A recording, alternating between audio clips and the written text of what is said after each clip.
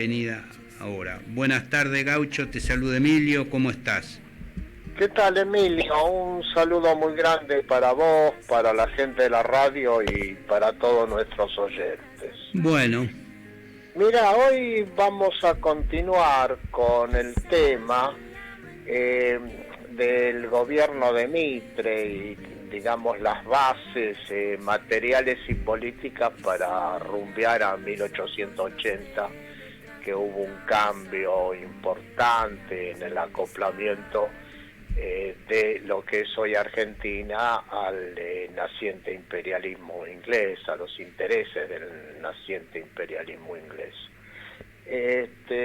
Vamos a seguir, como yo lo tengo en la cabeza, hoy vamos a hablar de la guerra contra el Chacho Peñalosa y las fuerzas montoneras que se levantaron en Cuyo, y en un último programa de esta serie hablaríamos del levantamiento de Felipe Varela, o conocido como levantamiento de los Colorados. Tiene mucha importancia si uno concibe la historia, donde existen momentos de acumulación, etapas. Nosotros ya habíamos dicho, lo refresco por si algún oyente no escuchó los programas anteriores, que después de Caseros se produce un acuerdo de todos los gobernadores con Urquiza, conocido como Acuerdo de San Nicolás o San Nicolás de los Arroyos, que llama a una convención constituyente. Esa convención constituyente en 1853 dicta una constitución, o sea, organiza el país después de Caseros, pero en la provincia de Buenos Aires, dirigida por la oligarquía bonaerense, por la oligarquía del litoral, por un sector de los comerciantes del puerto de Buenos Aires y del puerto de Montevideo, no adhiere, no reconoce la constitución de 1853, y durante 7 años existe prácticamente dos países, uno que sería la provincia de Buenos Aires y otro que se denominó Confederación Argentina, que tenía su capital en Paraná. Y la provincia de Buenos Aires tenía su capital en la ciudad de Buenos Aires. Bueno, esto no solo que eran dos estados con ejércitos, con enfrentamientos armados, sino que hay dos batallas, una que gana Urquiza, en Mitre derrotado, y una segunda en que, estando las fuerzas de la Confederación Argentina ganando la batalla, sorpresivamente Urquiza se retira y le reconoce el triunfo a Mitre. Bueno, ahí viene un proceso de unificación nacional conducido por la oligarquía y el puerto y la aduana de Buenos Aires. El problema es que el interior seguía siendo, un sector muy grande del interior seguía siendo federal. Y mientras Urquiza miraba, se dedicaron a masacrarlo. Esto en lo interno. La otra parte de esa misma pinza fue la guerra contra el Paraguay. Cuando Juan Bautista Alberdi define a la guerra contra el Paraguay y dice, no es una guerra internacional, es la vieja guerra de Buenos Aires contra el interior, está definiendo desde el punto de vista político lo que realmente pasaba.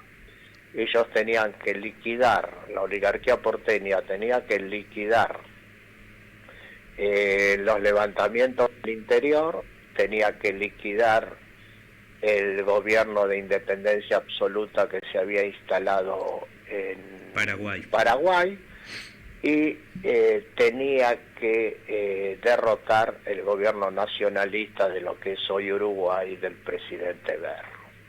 En un proceso de 7, 8 años lo hacen en forma sangrienta, las tres patas de esa política, para lograr su hegemonía. El problema, me parece interesante definir, es que contra el Chacho Peñalosa hubo una guerra, ¿cierto? Entonces me voy a guiar por algunos comentarios de Leogandio Víctor Andrade, un poeta que pasó a la historia como poeta, pero era un analista político, que nos ilustra. Es una guerra poco estudiada, poco conocida. Hay un libro muy bueno que lo recomiendo, de Fermín Chávez, que se llama Vida del Chacho Peñalosa. Fermín Chávez es el autor. Pero en general, yo me incluyo, está poco estudiado esta guerra y este levantamiento. Dice Olegario Víctor Andrade: en esta tarea denominada, entre comillas, pacificadora, con la cual la oligarquía mitrista reprime y avasalla al interior, el presidente utilizó a un grupo de militares caracterizados por su ferocidad, algunos de ellos provenientes de la banda oriental ligados al Partido Colorado del Uruguay. Entre ellos, los generales Venancio Flores, el general Wenceslao Paunero y José Miguel Arredondo, y los coroneles Ambrosio Sandes, Ignacio Rivas, comúnmente aplicaban el cepo colombiano. Sandes, famoso por su carácter sanguinario, después de las Lomas Blancas, no tapó la zanja para enterrar los cadáveres de los vencidos, sino que hizo una inmensa carbonera denominada Carbonera Sandes.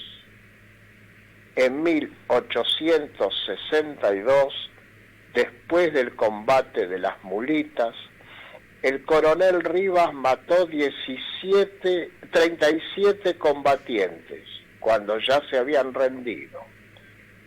Cuando un militar le señalaba a Mitre las crueldades de Sandes, este parcamente lo admite y le contesta: sí, pero son necesarias. Mirá vos. Bueno, lo mismo dijo Sarmiento frente a estas crímenes atroces contra los federales y el Chacho de Sandes. Exactamente.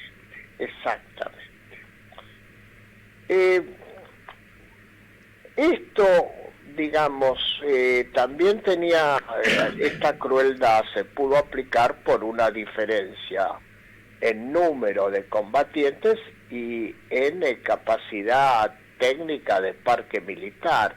Durante los 7 años que Buenos Aires no entró a la Confederación, toda la renta de la aduana y del puerto de Buenos Aires se acumuló, la manejó la oligarquía porteña y la oligarquía, digamos, del litoral, y destinó a comprar armas en cantidad muy modernas a los ingleses, que tenían un representante en Río de Janeiro para proveer, ¿no es cierto? Claro. Ya usaba las armas tipo Remington de repetición, incluso ametralladoras, como muestran las imágenes a veces de esa época, ¿no? Sí, había una diferencia de parque en términos militares muy grande. Y eso permite, digamos, una serie de triunfos constantes, y como estaban convencidos, ellos hacen una experiencia. Después de Pavón, derrotan más o menos unos 300 combatientes de la provincia de Córdoba que se rinden, y intentan que sigan como batallón, pero al servicio de las fuerzas mitristas. Claro. Y ese batallón a los 3-4 días se desbanda, o sea, huye cada uno por su lado. ¿No les da resultado el hecho de intentar recuperar prisionero y ponerlo a su servicio? Por Exacto, eso decís vos, toman esa decisión de pasar a degüello, fusilar y matar a los prisioneros. Sí. Exactamente, Sandes lo explica, dice, son animales bípedos, no se puede con ellos contar, prisionero que se rinde, prisionero que hay que matar. Continúa Olegario, fíjate vos la ferocidad, como claro. si fueran enemigos, digamos, irreconciliables. Continúa Olegario Víctor Andrade. En 2 años, más de 50 combates. En 2 años, más de 5.000 víctimas. Ubiquémonos la población que tenía en aquel entonces la Argentina. ¿Sabés lo que es 50 combates y más de 5.000 víctimas? Sandes, Rivas, Paunero revuelven el cuchillo, estoy leyendo Olegario Víctor Andrade, en las heridas de las provincias que demandan merced y piedad. Peñalosa, perseguido como una fiera por los cazadores de presas humanas, forma sus diezmadas legiones en las playas de Córdoba. Y allí, vencido por el número, deja en poder de sus enemigos más de 400 prisioneros. Más de 400 prisioneros, vuelvo a leer.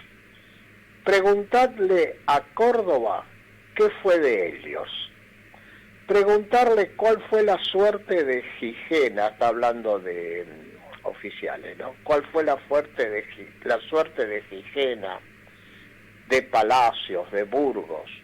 Todos los valientes cívicos que Tierra Allende y de La Paz. Allí hubo una carnicería espantosa. Se celebraba la victoria sacrificando generosas víctimas. Un horror, dice Olegario Víctor Andrade.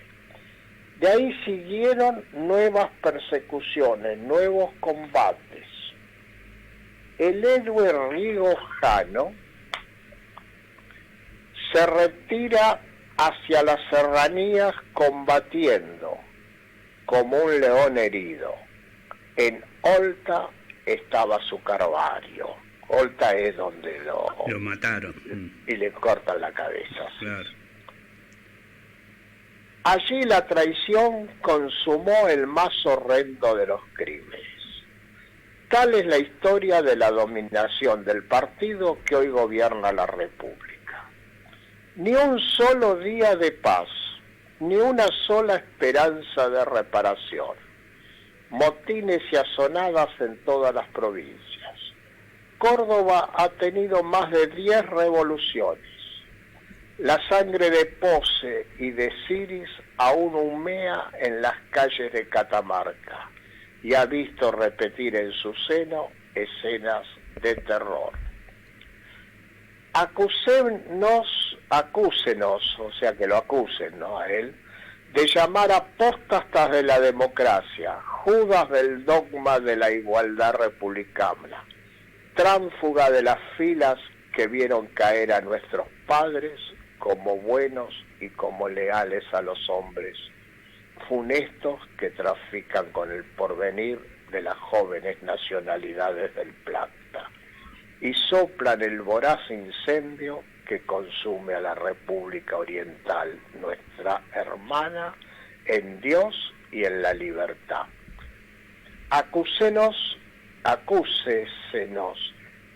de haber dicho que Mitre ha instigado a Flores, le ha enviado refuerzos, dado aliento cuando flaqueaba, y envía hoy mismo hasta los soldados de línea que guarnecen las fronteras de la República, como ha hecho no hace más que de 2 semanas con infantes que trajo desde Bahía Blanca el comandante Gómez. Bueno, acá está diciendo que Venancio Flores era un empleado de Mitre y el golpe en el Paraguay lo armaron desde acá, ¿viste? En el golpe en el Uruguay, ¿no? En Uruguay, Contra el sí. presidente Berr. Bueno, continúo leyendo la lucha contra el Chacho.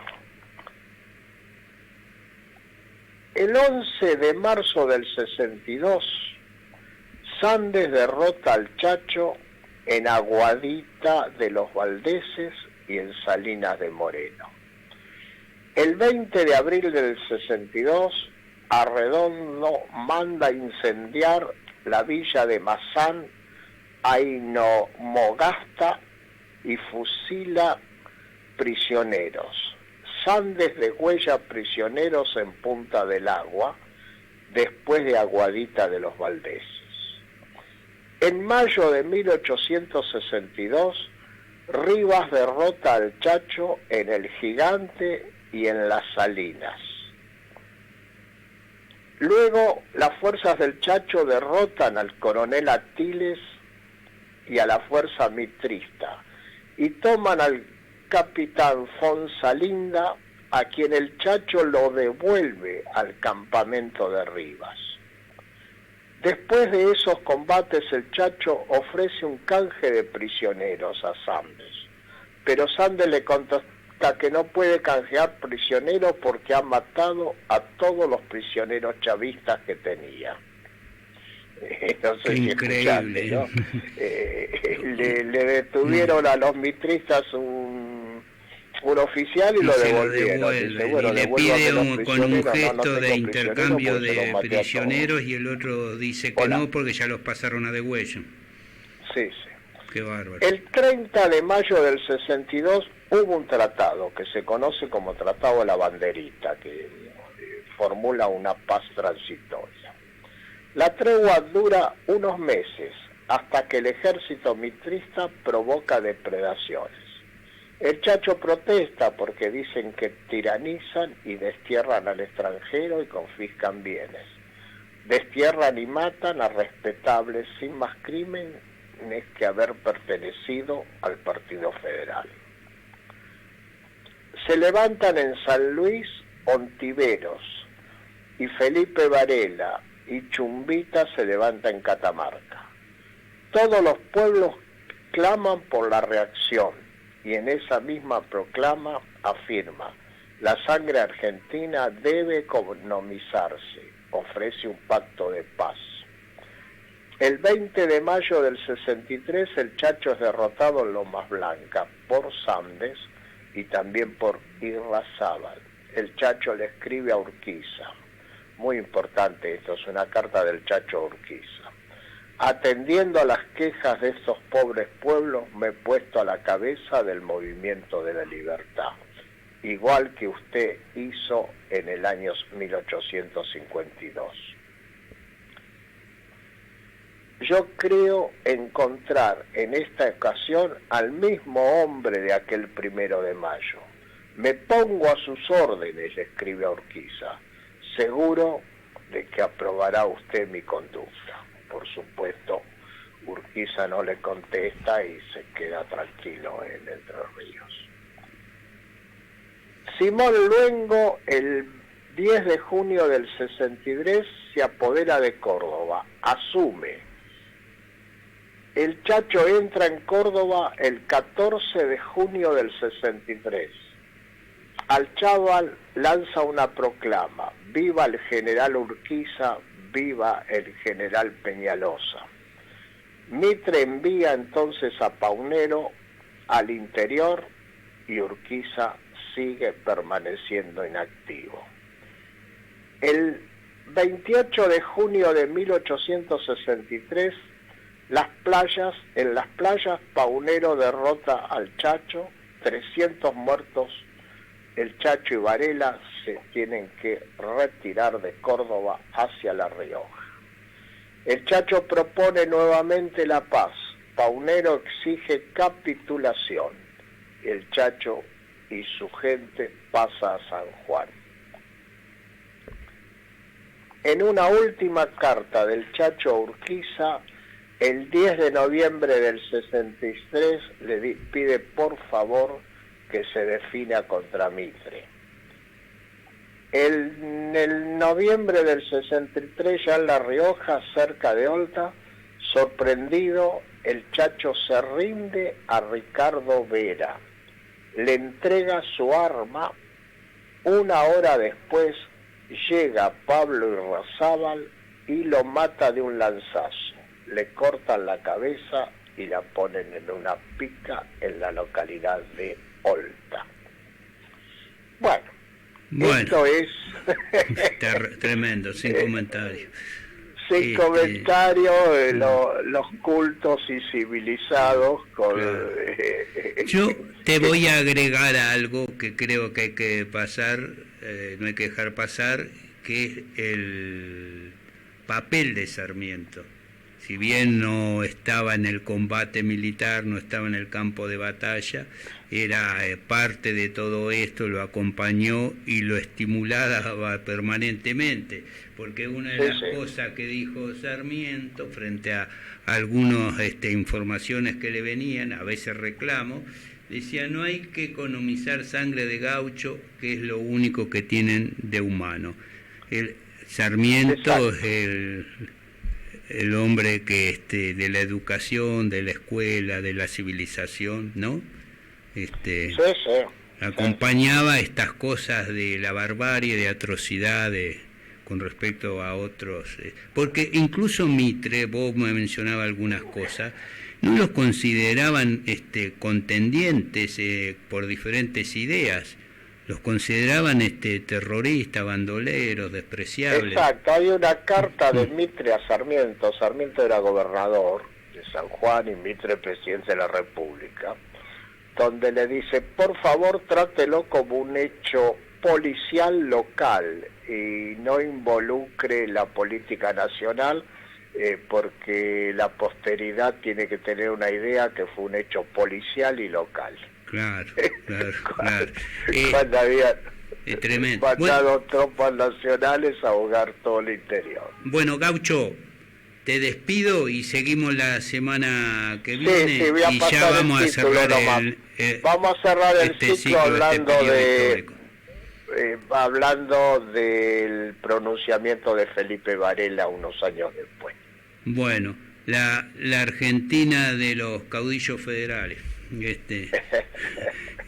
Bueno, estamos hablando la semana que viene. Te mando un abrazo, Gaucho. Buenas tardes. Un saludo para vos y para todos los oyentes. Gracias. Mario Gaucho Garelic, investigador de historia, como todos los miércoles nos trajo la historia a mediodía con la RAC y esta semblanza de un caudillo federal, el Chacho Peñalosa.